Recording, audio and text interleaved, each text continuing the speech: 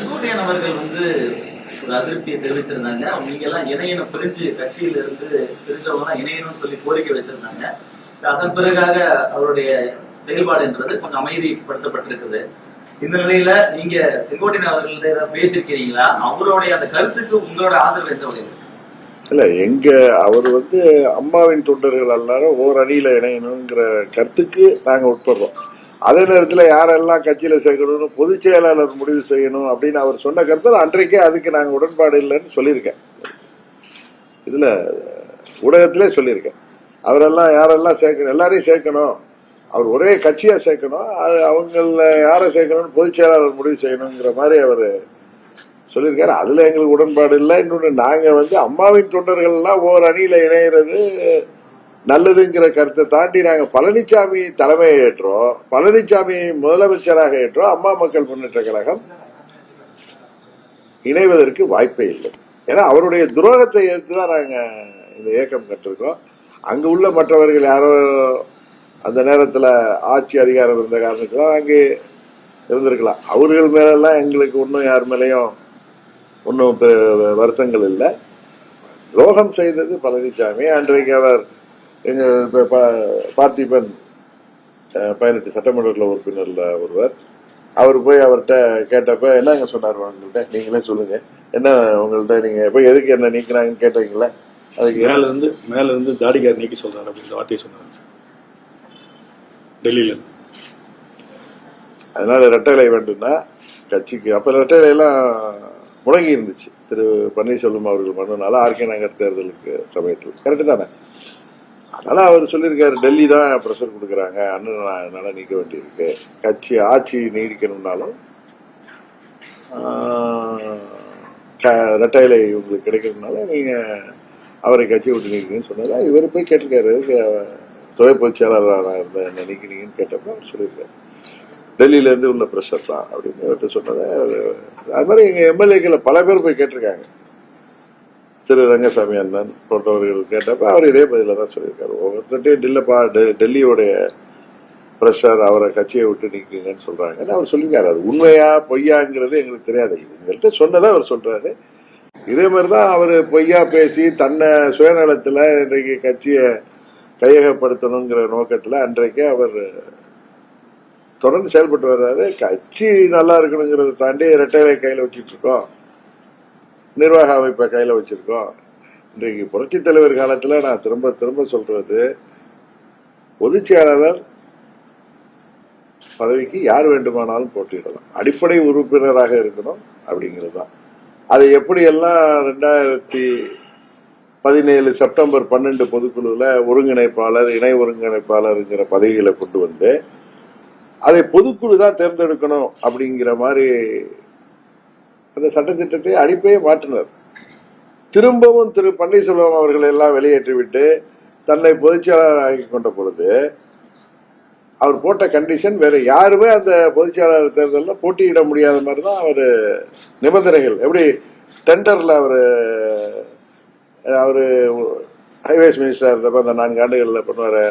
இப்ப ஒரு 10 கோடி ரூபா ஒர்க்குன்னா அதை 1 கோடியாக அந்தந்த பகுதிகளில் இருக்கிற பல மாவட்டங்கள்ல இருக்கிற ஒர்க்க ஒவ்வொரு கோடியா டெண்டர் விட வேண்டியதை ஒரே 10 கோடியாக்கி அந்த டெண்டர் குவாலிபிகேஷனை ஒருவருக்கு கிடைக்கிற மாதிரி பண்ற மாதிரி, அதே மாதிரி கட்சியின் பொதுச்செயலாளர் சிலையும் டெண்டர் முறையில கொண்டு வர்ற மாதிரி 10 மாவட்ட செயலாளர்கள் முன்மொழியணும்.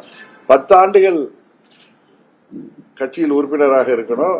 5 ஆண்டுகளாவது தலைமை கழக நிர்வாகியாக இருந்திருக்கணும். 5 ஆண்டுகள் தலைமை கழக நிர்வாகியாக இருந்தாதான் போட்டியிட முடியுங்கிற மாதிரியா 10 ஆண்டுகள் உறுப்பினராக இருக்க வேண்டும்.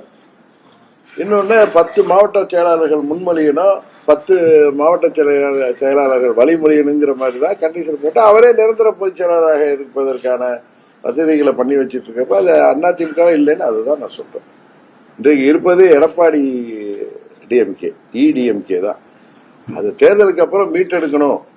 உறுதியாக அங்கு உள்ளவர்களும் அதை புரிந்து வைத்திருக்கிறார்கள். இந்த தேர்தல் 26 தேர்தலுக்கு பிறகு பழனிசாமி தான் கையில கட்சி இருந்தா போதும், ஆட்சிக்கு வர வேண்டுங்கிற எண்ணம்லாம் அவருக்கு கிடையாது. அங்க உள்ள தமிழ்நாடு முழுவதும் உள்ள அம்மாவின் தொண்டர்கள் எண்ணமே அம்மாவின் கட்சி ஆட்சி கொண்டு வந்தோம். அந்த எண்ணத்துல அவர் இல்லைங்கிறது அவருடைய செயல்பாடு. அண்ணன் OPS வெளியேற்றுறது, அவரை காலம் கடந்து விட்டது, அவர் பார்ட்டி ஆபீஸ் உடைச்சாரு, அதெல்லாம் ஒண்ணும் கிடையாது. இவர் சட்ட திட்டத்தையே காலி பண்ணிட்டாரு. அவரு திரு பன்னீர்செல்வம் அவர்கள் அங்க போனப்ப அவரை தடுத்து நிறுத்துறப்ப யாரோ அவர்களே கூட செய்திருக்கலாம். அது போல ஒவ்வொரு காரணம் சொல்றாரு. 18 MLAக்களை நான் ஹைஜாக் பண்ணிட்டு போனேன், 18 MLAக்கள் என்னை நீக்கியது தவறுன்னு கவர்னர்கிட்ட போய் தெளிவா மனு கொடுத்தாங்க. முதலமைச்சர் மேல எங்களுக்கு நம்பிக்கை இல்லை. இன்னும் சொல்ல போனா பழனிசாமி மீது திமுக நம்பிக்கையில்லா தீர்மானம் கொண்டு போது ஏற்று வாக்களித்தவர், அதாவது பழனிசாமிக்கு ஆதரவாக வாக்களித்தவர்கள், அது அவங்கதான் போய் அதை கவர்னர்கிட்ட முன்வைத்தாங்களே தவிர அவர் எல்லாம் போய் சொல்லி எப்படியாவது அந்த பதவியை தக்க வச்சுன்னு நினைக்கிறாங்க. அங்க உள்ளவர்கள் இன்னும் இப்படி தூக்கத்திலே இருந்தாங்கன்னா இந்த முறையும் அவர்களுக்கு உறுதியாக 21 தேர்தலில் அவர்கள் என்ன நிலை அடைந்தார்களோ அதை விட மோசமான நிலை தான் இந்த முறை வருங்கிறது உண்மை. சீமான் அவர்கள் இன்றைக்கு அண்ணா அவர்கள் கருத்துக்கு கடந்த ஓராண்டாக பாத்தீங்கன்னா முன்ன திரு சீமான் அவர்களின் பேச்சு நிறைய ஏதோ தடுமாற்றத்திலையும் கோபத்தின் வெளிப்பாடா தான் தெரியுது. அது குறிப்பா திரு விஜய் அவர்கள் கட்சியை வந்தது பாத்தீங்கன்னா அவரை தம்பி விஜய் நாங்கெல்லாம் ஒன்னா செயல்படுவோங்கிற மாதிரி பேசினாரு. இப்ப விஜய் அவர்களால இவருக்கு பாதிப்பு ஏற்பட்டு விடுமோங்கிற அச்சத்தில் அவர் இருக்கிற மாதிரி தான் அவருடைய பேச்சுகளும் அவர் விஜயை பற்றி பேசுவதும் நமக்கு தெரிகிறது.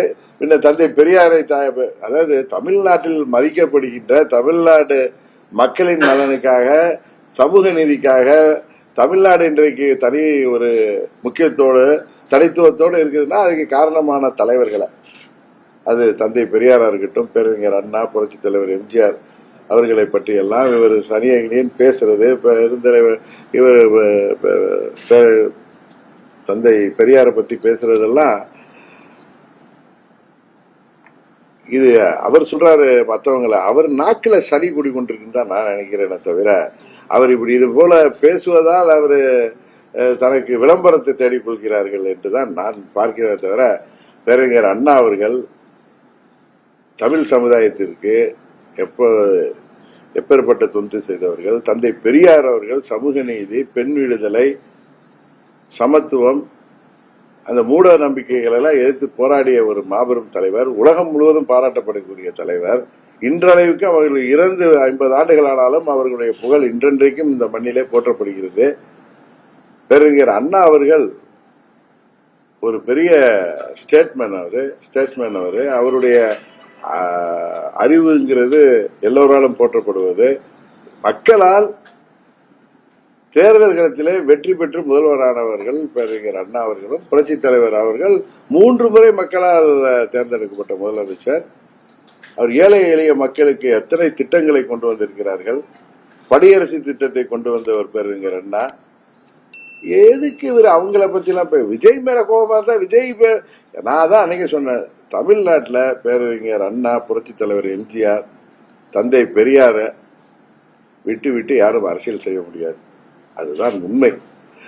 அதற்கு எதிராக செயல்படும் பொழுது தமிழ்நாட்டு மக்கள் உறுதியாக அவர்களுக்கு வருங்காலத்திலே பதில் சொல்வார்.